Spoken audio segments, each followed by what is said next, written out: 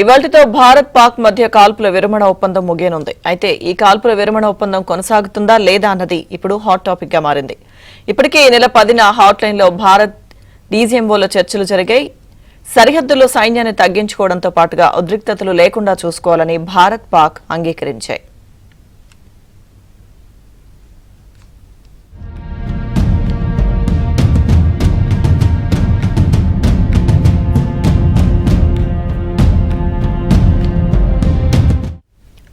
అయితే మరోసారి ఈ నెల 28న డీజీఎంఓల మధ్య చర్చలు సాగుతాయని తెలుస్తోంది. ఈ చర్చల్లో ఏం మాట్లాడతారన్నది ఆసక్తిగా మారింది.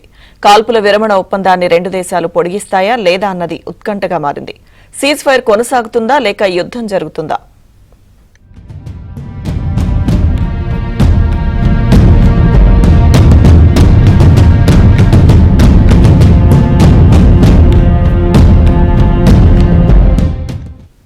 పాక్ ఏమాత్రం కవ్వించినా 1కి 100% రెట్టించిన తీరుతో భారత్ గట్టి జవాబు ఇవ్వాలని చూస్తోంది.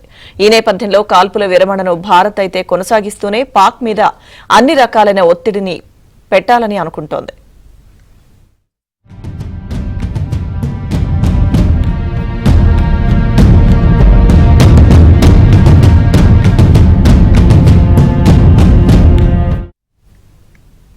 భారత్ పాక్ మధ్య కొనసాగుతున్న ఉద్రిక్తతలపై ఇరు దేశాలు పరస్పర చర్చలు జరపాలని ఇప్పటికే అమెరికా, చైనాలు భారత్కు సూచించాయి.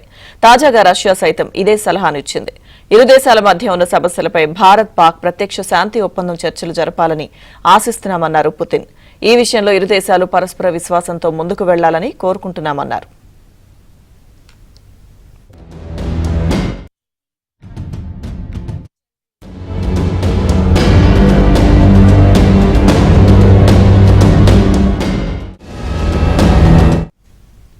భారత్ పాక్ల మధ్య కుదిరిన కాల్పుల విరమణ ఒప్పందాన్ని అమెరికా స్వాగతించింది.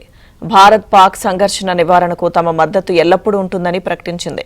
భారత ప్రధాని నరేంద్ర మోదీ, పాక్ ప్రధాని షెహబాజ్ షరీఫ్ శాంతి మార్గాన్ని ఎంచుకోవడాన్ని అభినందిస్తున్నామని వ్యాఖ్యానించింది. భారత్ పాక్ ప్రత్యక్ష చర్చల ద్వారా సమస్యను పరిష్కరించుకోవాలని అమెరికా అధ్యక్షుడు డొనాల్డ్ ట్రంప్ కోరుకుంటున్నారని తెలిపింది.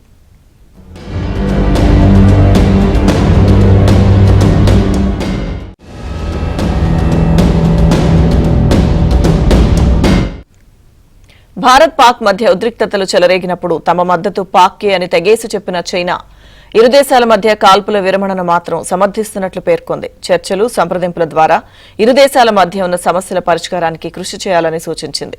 ఈ విషయంపై భారత్ స్పందిస్తూ పాకిస్తాన్తో చర్చలు ద్వైపాక్షికంగానే జరుగుతాయని, ఉగ్రవాదంపై మాత్రమే చర్చలుంటాయని స్పష్టం చేసింది. మరోవైపు భారత్తో చర్చలకు పాకిస్తాన్ సంసిద్దత వ్యక్తం చేసింది. శాంతి కోసం దీన్ని ప్రతిపాదిస్తున్నామని, అయితే కశ్మీర్ అంశం కూడా చర్చల్లో చేర్చాలనేది తమ షరతు అని పాక్ ప్రధాని షెహబాజ్ షరీఫ్ చెప్పారు.